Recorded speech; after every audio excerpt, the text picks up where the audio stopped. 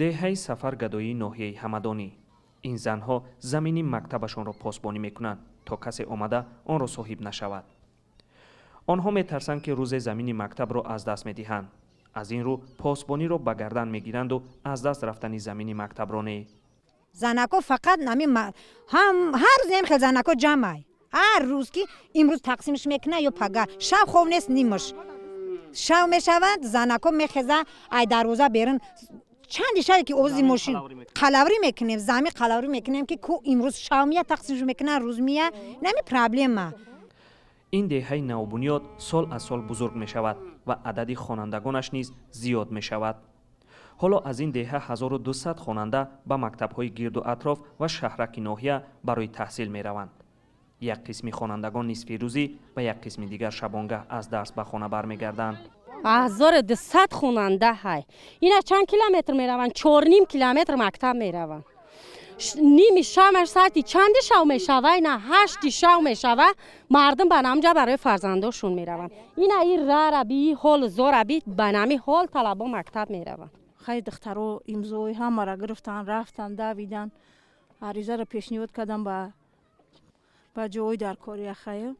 ина ма худам семени медсестраям ай соли 2009 ма ай соли 93 кор кардам. ина ҳозир ҷои кори надорам кор кунам.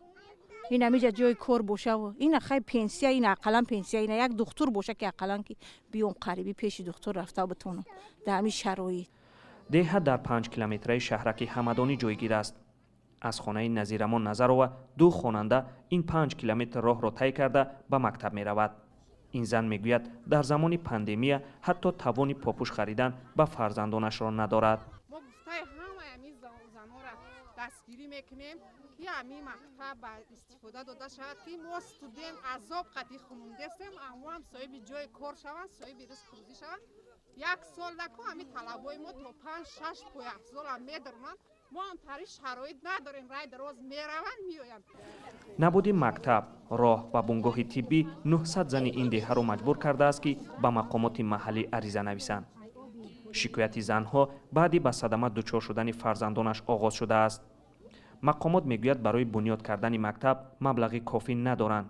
дар ҳукумати маҳаллӣ гуфтанд ки дар сурати пайдо кардани соҳибкор ва ё маблағ мактаб дар ин деҳа сохта мешавад. даъвои ин занҳо барои бунёди мактаб дар ҳолест ки солҳои 2019 ва 2021ро ҳукумати тоҷикистон рушди деҳот эълон кардааст. салом, агар хату хабар мехоҳед мо дорем. навиди бомдодӣ, сархати хабарҳо, ахбори тоҷикистон ва ҷаҳон, гузоришҳо ва таҳлилҳо. чӣ мегузарад ва чаро? донистан фаҳмидан аст.